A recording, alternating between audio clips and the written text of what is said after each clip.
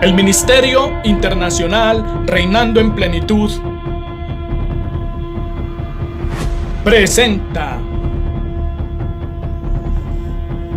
la cápsula profética. Pastor Jorge Matallana. Amados hermanos y amigos, bienvenidos a la cápsula profética de hoy. Hoy es el pacto de la promesa, o el pacto que Dios hizo con Abraham.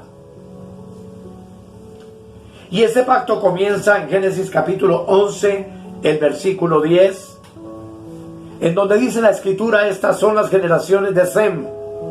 Sem, de edad de 100 años, engendró a Arfaxad 2 años después del diluvio. Y esta dispensación abrahámica o de la promesa termina con la esclavitud del pueblo de Israel, que procede de los lomos de Abraham en Egipto, con su liberación y la llegada al monte Sinaí, donde Dios le dio la ley al pueblo judío, al pueblo de Israel. Esta responsabilidad humana fue dada al hombre en esta dispensación para que tuviera la forma de comenzar a confiar en las promesas de Dios reveladas a Abraham. El contenido de su revelación divina incluía la promesa a Abraham de Génesis capítulo 12, versículo 1 y 2, que dice: pero Jehová había dicho a Abraham: vete de tu tierra y de tu parentela y de la casa de tu padre a la tierra que yo te mostraré. Y haré de ti una nación grande, y te bendeciré, y engrandeceré tu nombre, y serás bendición. En el capítulo 13, del versículo 16, dice: y haré tu descendencia como el polvo de la tierra, que si alguno puede contar el polvo de la tierra, también tu descendencia será contada. Específicamente, esta promesa hace relación al pueblo de Israel, a quien conocemos en el libro de Apocalipsis como la arena que controla el mar de las naciones, como el reloj de Dios, o como el tiempo, el pueblo tierra, llamado así en varias profecías bíblicas más. En el capítulo 15, en el versículo 5 dice: y lo llevó fuera y le dijo: mira ahora los cielos y cuenta las estrellas si las puedes contar. Y le dijo: así será tu descendencia. Esta palabra profética hace referencia a la dispensación de la gracia y a la iglesia que habría de venir después de Israel y después del fin de la ley y de la dispensación de la ley en la cruz del Calvario. La promesa a Israel, que viene a ser la simiente de Abraham, de la que saldría una nación grande y el canal para el cumplimiento de todas las promesas de Dios, y además una promesa de bendición a toda la tierra a través de Abraham.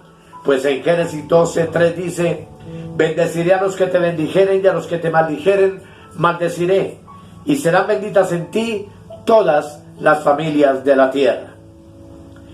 Este principio fue también establecido de manera que Dios bendijera a aquellos que bendijeran a Abraham, y maldijera a aquellos que maldijeran a la simiente de Abraham. Así que el pacto abrahámico, amados, es uno de los pactos más importantes de la Biblia, e incluye la provisión de que Israel sería una nación de Dios para siempre, que tendría el título de su tierra para siempre, que sería bendecida con cosas espirituales y estaría bajo la protección divina, y tendría el signo especial puesto por Dios de la circuncisión sobre el pene de todo varón, como dice Génesis capítulos 17, versículos 13 y 14. Debe ser circuncidado el nacido en tu casa y el comprado por tu dinero, y estará mi pacto en vuestra carne por pacto perpetuo. Y el varón incircunciso, el que no se hubiere circuncidado la carne de su prepucio, aquella persona será cortada de su pueblo, ha violado mi pacto.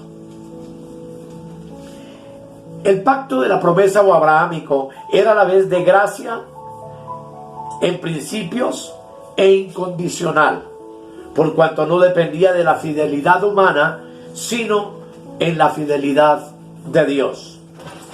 No solamente cumplidas parcialmente en el tiempo que vivió Abraham, las bendiciones y las promesas del pacto abrahámico continúan en su cumplimiento hasta el fin de la historia humana.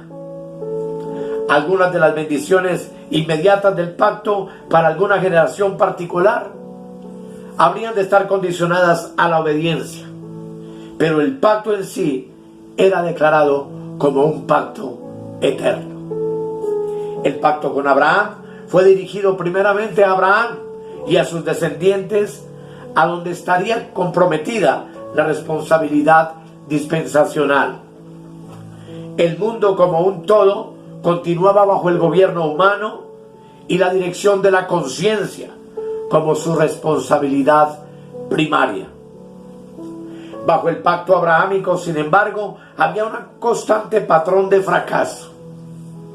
Ese fracaso fue manifestado en la demora de ir a la tierra prometida por parte de Abraham, que se llamaba Abram, a quien Dios llama para que deje su casa y su parentela. Y sin embargo, en Génesis 11:31 dice: y tomó Taré Abram. Taré era el padre de Abraham, y el pacto no era con Taré, era con Abraham. Sin embargo, dice: tomó Taré Abraham su hijo, y a Lot, hijo de Aarón, hijo de su hijo, y a Sarai su nuera, mujer de Abraham su hijo, y salió con ellos de Ur de los Caldeos para ir a la tierra de Canaán, y vinieron hasta Harán y se quedaron allí. Ahí hubo la primera manifestación de desobediencia por parte de Abraham. En Abraham se cumplió también una desobediencia que tú y yo conocemos en Génesis capítulo 16, del 1 al 16, en donde Abraham tomó por mujer a Agar, la esclava egipcia, que había traído como consecuencia de otra desobediencia de Abraham, cuando vino el hambre sobre la tierra de Canaán, y desciende a Egipto, y allí por poco entrega a su esposa Sarai en manos del faraón egipcio. Allí, luego de salir de Egipto, Abraham concibe de la esclava a Ismael.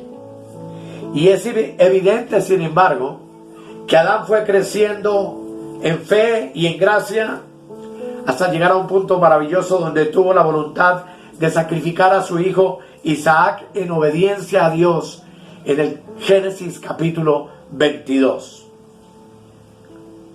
Luego, siguiendo a Abraham, Isaac fracasó también, viviendo tan cerca de Egipto como era posible, sin violar los mandamientos de Dios. De la misma manera, Jacob, que es descendiente de Isaac, falló a no creer en la promesa hecha a su madre cuando se le prometió que él sería el primogénito. Y todos conocemos que Jacob fue culpable de mentiras, de engaños, de regatear por una esposa en la tierra de su suegro Labán, y de haber regateado con Dios, cuando a cambio de la bendición de Dios ofreció darle el diezmo de todo lo que él tenía. Y cuando eventualmente se movió finalmente fuera de la tierra de Canaán a Egipto para evitar el hambre que en sus tiempos sobrevino sobre la tierra, tema que encontramos en Génesis 46 del 1 al 4 y en adelante. En Egipto, Israel también falló a Dios con sus quejas y su falta de fe, y en su deseo de volver a Egipto, y en su constante murmuración presentada por el pueblo de Israel, que vez tras vez se rebeló contra los mandamientos de Dios. El fracaso entonces fue evidente tanto en el momento en que fue dada la ley, como posteriormente en su falla en cuanto a que Israel debería de haber continuado confiando en las promesas de Dios hechas a Abraham. El fracaso bajo el periodo cuando la promesa abrahámica era especialmente su responsabilidad resultó en la pérdida temporal de la tierra, en la esclavitud en Egipto y en su viaje errante por el desierto antes de volver a entrar en la tierra de Canaán y poseerla. Su fracaso estableció la etapa para la promulgación de la ley mosaica en la dispensación de la promesa, donde hubo gracia divina ilustrada constantemente por el cuidado de Dios y por su liberación poderosa de la esclavitud en Egipto y por la institución de la fiesta de la Pascua. Así, amado, la dispensación de la promesa termina cuando en el monte Sinaí, en el capítulo 19 del libro de Éxodo, Israel recibe la ley de Dios. Pero finaliza solo en el sentido de ser el principio de la prueba de su responsabilidad.